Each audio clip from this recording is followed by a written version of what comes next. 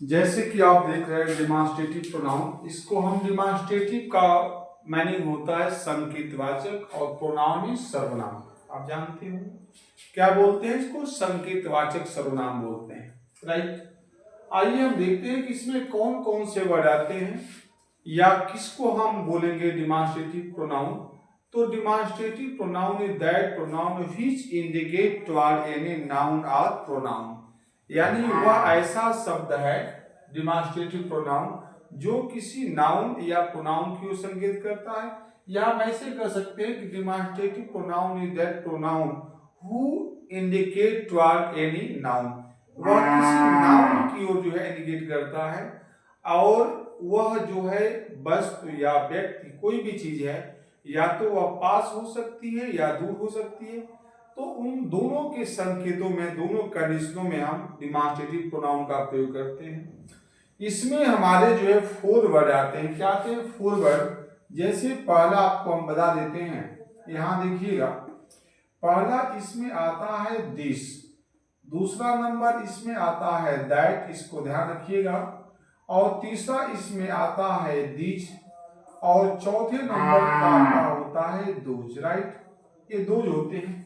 ये हमारे 4 ऐसे वर्ड हैं जो डिमॉन्स्ट्रेटिव प्रोनाउन के दायरे में आते हैं। अब आपके दिमाग में आएगा कि इनका काम क्या है, तो आइए देखते हैं। जो दिस जो है, यह हमारा जो है एक वस्तु की ओर जो नजदीक में है उधर संकेत करने के लिए प्रयोग किया जाता है। दैट का प्रयोग दूर है और एक वस्तु है उधर संकेत करने के लिए हम दैट का प्रयोग करते हैं। दिज का प्रयोग एक से ज्यादा है और नजदीक है, उस कंडीशन में हम दिज का इस्तेमाल करेंगे। और दोज का प्रयोग वहां पे करते हैं जो दूर है और एक से ज्यादा है, वहां पर जो हम क्या करते हैं? दोज का प्रयोग करते हैं। आइए हम यहाँ पे कुछ एग्जाम्पल देंगे। जैसे यही पे हम आपको एग्जाम्पल दे रहे हैं, आपको समझ में आएगा, आशा है कि बिल्कुल आएगा। जैसे दिस हमने लिखा है, क्या लिखा है? दिस। और दिस का इस्तेमाल करना चाहते हैं तो कैसे करेंगे? अब देखिए यहाँ पे आपने लिखा दिस इज अ चेयर। तो जैसे आपने चेयर लिखा, तो देखिए दिस जो हमने अभी बताए हैं कि यह एक वस्तु की ओर संकेत करने के लिए और नजदीक की वस्तु की ओर संकेत करने के लिए दिस का प्रयोग करते हैं। तो देखिए यह चेयर दे दिया गया, एक वस्तु है, नजदीक में है, तो इस वजह से हम दिस का प्रयोग कर दिए, राइट। और देखिए उसी जगह पे जैसे हम दैट का प्रयोग करना चाहें, तो जैसे हमने लिखा दैट इज अ बुक, अब हमने कर दिया दैट इज अ बुक, तो दोनों में क्या डिफरेंस है? तो देखिए अ चेयर एक बस चेयर है, यहां भी अ बुक दे दिया गया, एक पुस्तक है, एक बुक है, पर यहाँ पे दिस और यहाँ पे दैट कर दिया आपने, ऐसा क्यों? ये दिमाग में आप क्वेश्चन आ सकता है।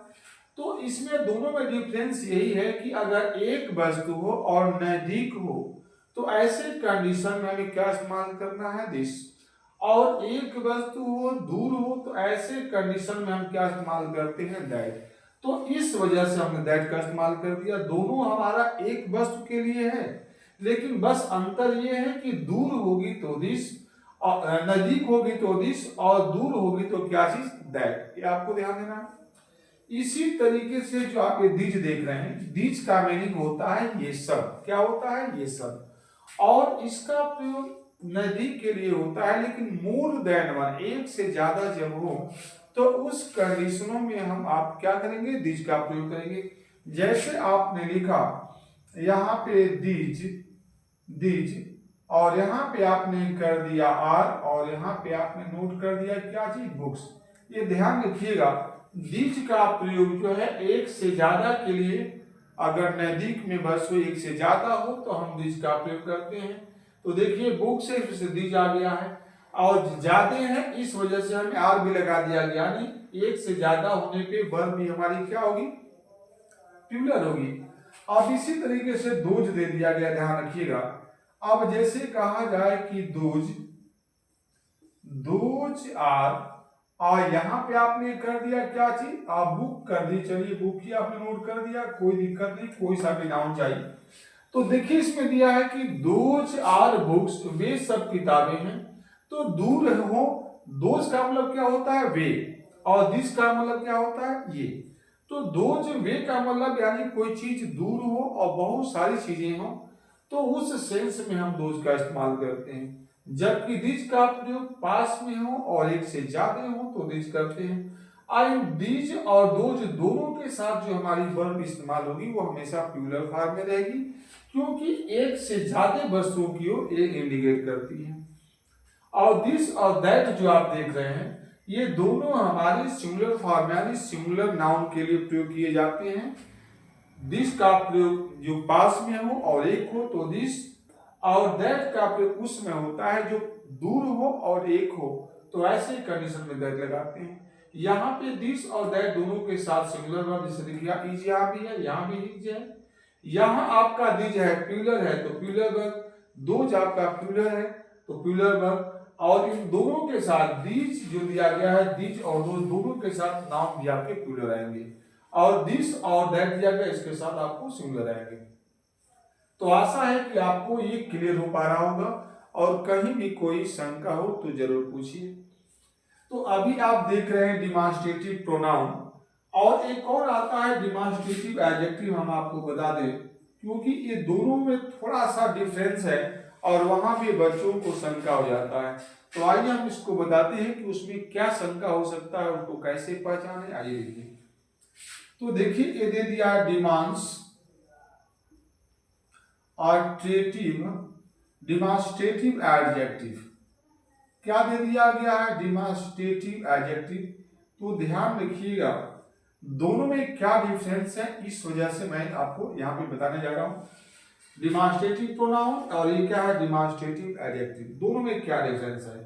तो ये ध्यान रखना होगा कि देखिए उसमें भी दिस दैट दिस और दोनों में इसमें भी सेम आएंगे। आइए यहाँ बता दें, जैसे आपने लिखा दिस, फिर यहाँ पे आपने कर दिया दैट, और ये हो गया आपका क्या चीज, और दिस ले लिए, क्या हो जाएगा दिस, THESE दिस, और यहाँ पे आपने कर दिया दोज, राइट।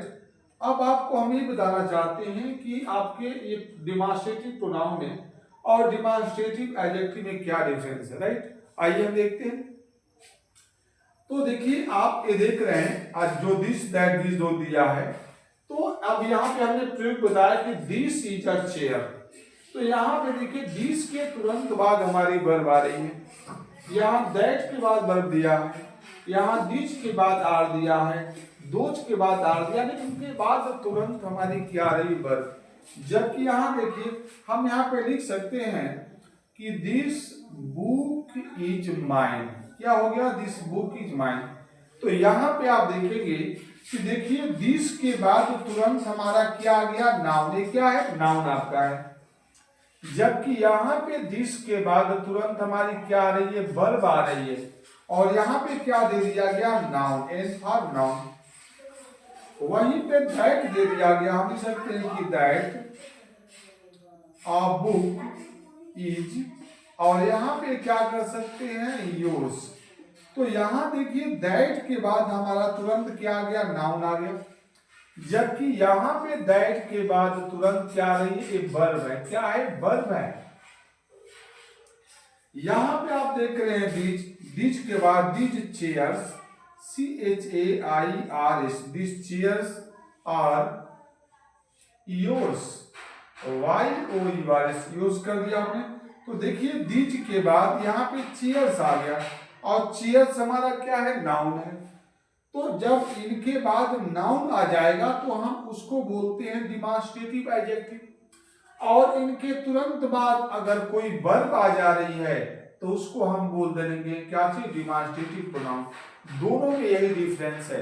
आइए हम एक और है आपका है जिसे दोज दिया है, तो हमने नोट कर दिया यहाँ पे दोज, या यहाँ पे कर दिया आपने those books are, those books are costly, COSTLY, costly कर दिया आपने। तो देखिए यहाँ भी दोज के बाद तुरंत हमारा क्या आ गया है नाउन, तो जब इनके तुरंत बाद अगर नाउन दिया हो तो नाउन तुरंत आने पे हम इन्हीं दिस और दोज को, दिस दैट को हम क्या बोलते हैं? डिमांस्ट्रेटिव एडजेक्टिव बोलते हैं। जबकि इन्हीं दिस दैट और आपके दोज जो दे दिया गया, आप जो देख रहे हैं, ये आप इन सब के तुरंत बाद हमारी वर्ब आ जा रही है, तो वर्ब जब आ जाए तो हम उसको डिमांस्ट्रेटिव प्रोनाउन बोलेंगे, और ये इसके तुरंत बाद अगर नाउन आ जाए तो डिमांस्ट्रेटिव उसको एडजेक्टिव बोलते हैं। तो स्टूडेंट्स, मैं आशा करता हूं कि जो आपको हमने टीच किया है, अब इस वीडियो में पढ़ा रहे हैं आपको, निश्चित रूप से आपको 100% समझ में आ रहा होगा, और लगता है कि इसमें कोई भी शंका है तो आप प्लीज जरूर मेंशन करिए, और इसको मैक्सिमम बच्चों तक शेयर करिए जिससे कि बच्चे इसका लाभ ले सके। ठीक है, थैंक यू।